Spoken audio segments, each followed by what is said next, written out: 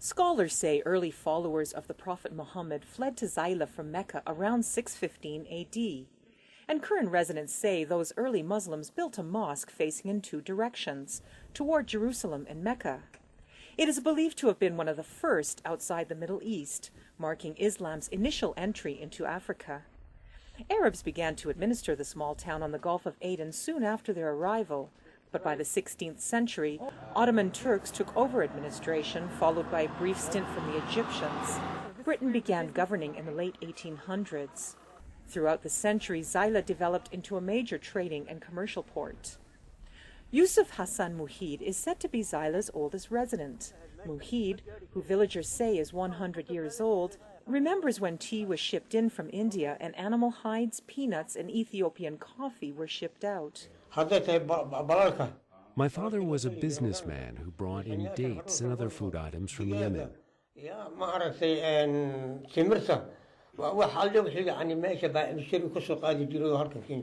With the development of the port in neighboring Djibouti, by the early 1900s, Zeila lost its importance as a major trading center. And years of warfare and neglect have turned most of the historical sites into rubble. Town elder Ibrahim Ahmed decries the site's condition. The historical sites are not limited to the mosques. One good example is the museum next door that needs rehabilitation. He urges Somaliland authorities to restore the mosque and other buildings. Ali Ibrahim is Somaliland's Minister of National Planning and Development. Ibrahim says that Culture Ministry officials are consulting with experts on how best to preserve Somaliland's historical sites and are forming plans on how to preserve, maintain, and promote those sites. These historical sites need a lot of investment for their own rehabilitation.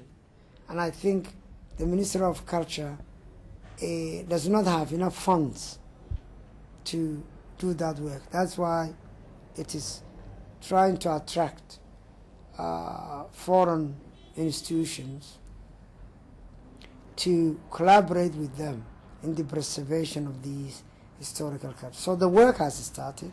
More than 300 kilometers south of Zeila are the hills of Lasgil. Hidden within the hills are ancient caves. Their walls contain paintings estimated to date from 4000 to 3000 BC. The paintings depict mostly cows and some human figures. Historians believe that early artists crushed stones of different colors to make a paste that they used as paint.